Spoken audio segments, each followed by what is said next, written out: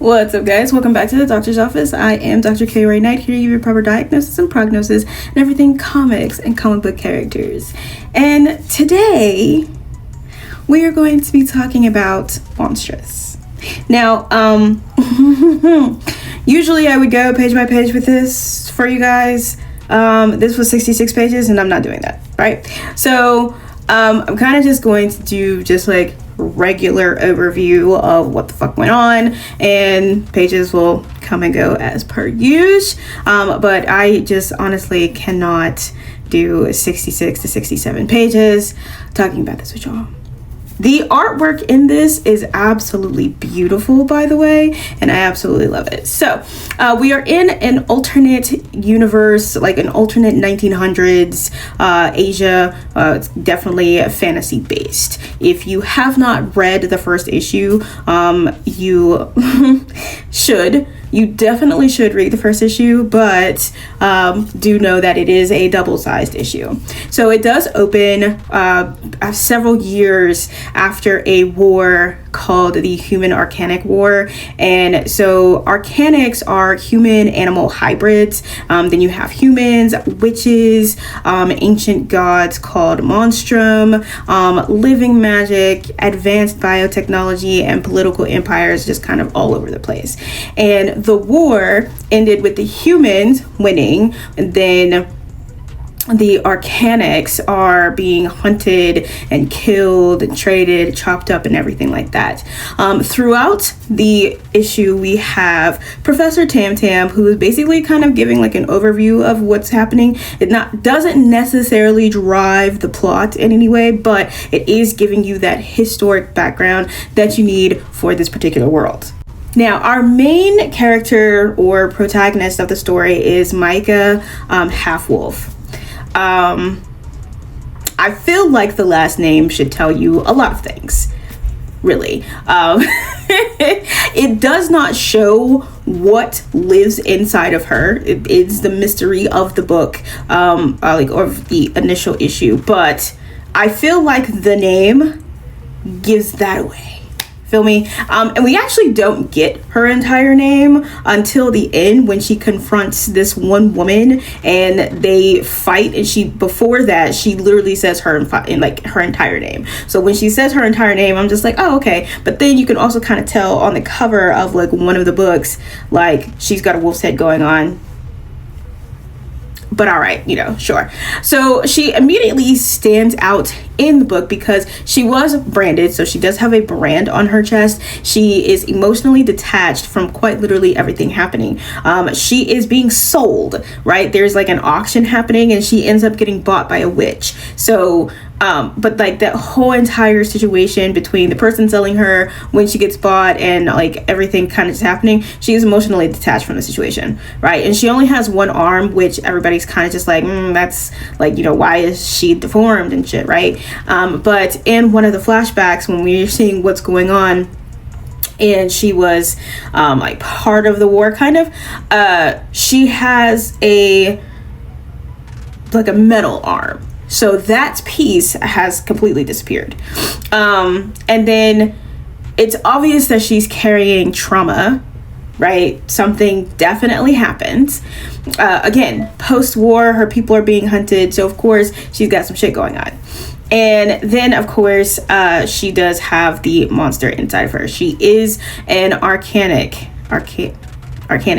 And they do ask during the auction, like, if she actually is, and he's just like, the lady who is selling her is just like, oh yeah, like I wouldn't actually get a human. She's not a human, I can assure you. Now, through the issue, it is revealed that she intentionally allowed herself to get captured, and it was to basically confront the woman that she ends up confronting at the end of the issue. But she does allow herself to get captured. Her childhood friend Tuya is just like, please don't do this. And then there's a talking cat named Ren that's also like, please don't do this. And she's like, I'm gonna do it. Because when they're sleeping in a tent, she literally, Tuya is just like, please stop this. And she's like, no. Y'all were not going to be able to convince this girl otherwise, because whatever she had planned, she was going to go through with that plan. It really did not matter. And it was not like, her safety was not a priority, because she's trying to accomplish something. She's trying to find out some kind of information. So when they end up arriving at the Kumea's facility, like, all the prisoners are delivered. So there's like a little wolf, like a little fox girl, there's like a little girl with wings, and there's a few other people, Arcanics, who are moved as well. And then while they're actually in there, one of them, who is a Cyclops, and it looks like a little boy, he ends up getting taken, and like, they already know that they're going to die because the witches like cut them open, experimented on them and everything like that. And the little boy actually does end up getting killed, and like his body chopped up, because the witch that is like looking at them is trying to find information. So the Kumea are like witch scientists, like really powerful witch scientists, and that's the woman in the beginning who actually auctions to buy her is like basically like the head witch scientist. Now, they do experiment on Arcanics a lot, but within that, they experiment the most on kids.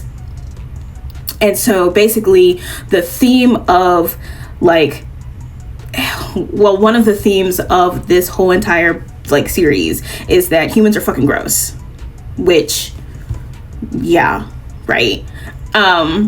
And they conduct these experiments because using Arcanics like bones or organs or blood or magical essence gives them like power and longevity. And like, they actually do these experiments live, like while the child or Arcanic teen or adult is alive. That little boy, I felt like he was dead.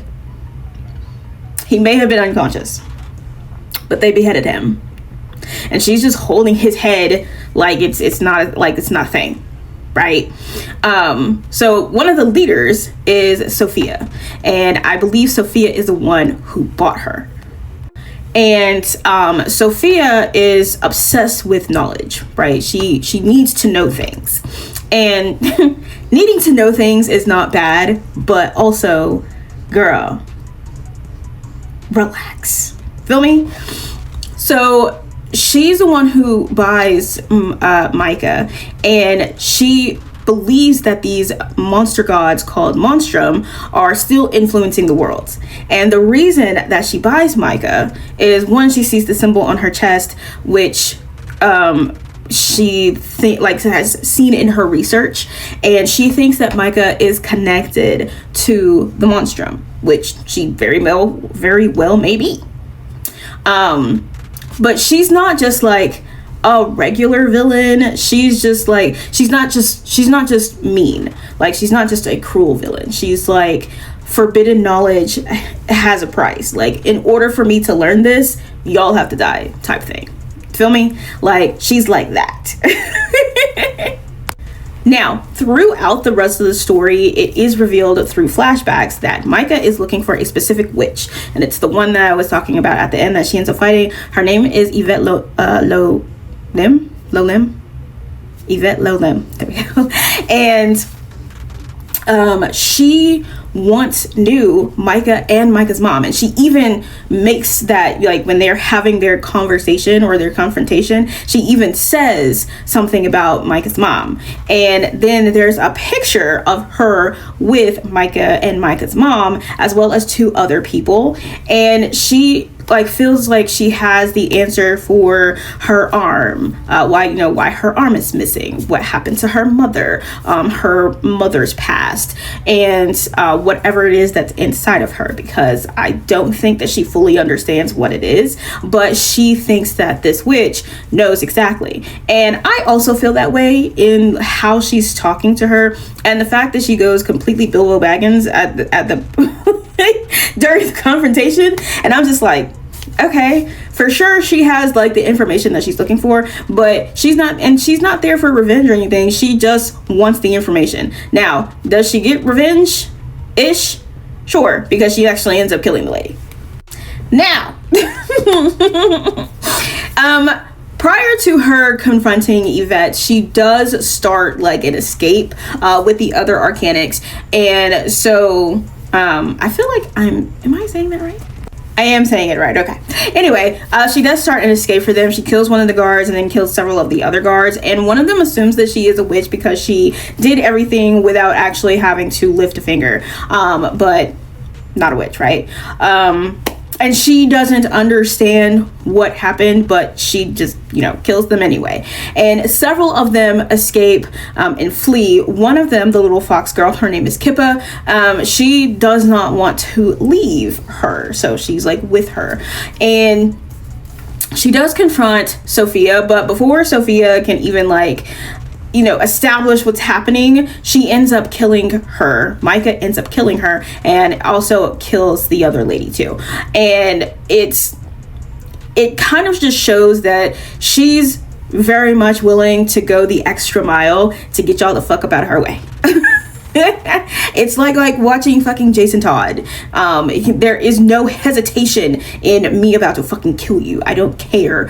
You're in my way of the goal that I'm trying to accomplish, and I need you out of my way. Now, after getting the location from Atina, the other witch that she killed, she goes, and that's when she confronts Yvette.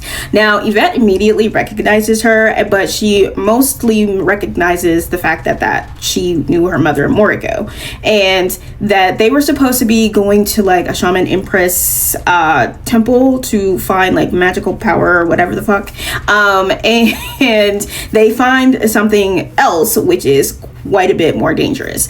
And she then tries to set her up in a trap of Lilium, which is poisonous to Arcanics, but it doesn't mean anything less than a hill of beans when she's still able to kill her. She's still able to kill Yvette, and it kind of just proves a little bit that she is not 100% Arcanic anymore, which means she's something else. So she's Arcanic again, is a human-animal hybrid. So if she's beyond a human-animal hybrid, there's something else going on in there, and it's whatever beast is inside of her. Feel me? So it's a lot of things going on, and she rescues another Arcanic who is in there, who looks like she had her hands chopped off, and her, Kippa, and the other little girl run and leave. As they're running through the field, Maika stops, and suddenly the beast inside of her becomes hungry and is trying to eat Kippa, but she tries to make Kippa run away, and then she's just laying in the field. And then I want to say Tam Tam is the one that's up there. It's either Tam Tam or Ren. Either way, there's a cat up there who's just oh, we're fucked. I liked this.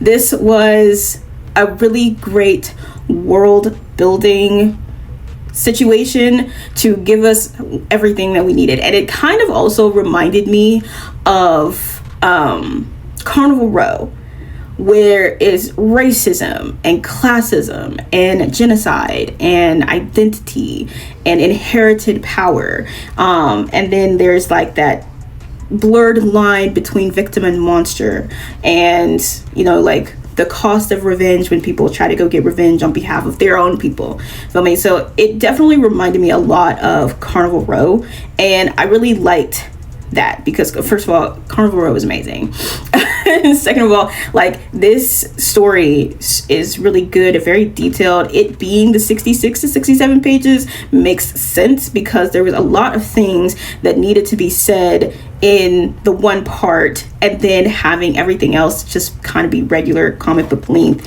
After that is, here's the story, right? So I enjoyed that. Usually I don't too much care for conversation and narration, especially when there's too much of it. However, in something like this, when you have to build out the entire world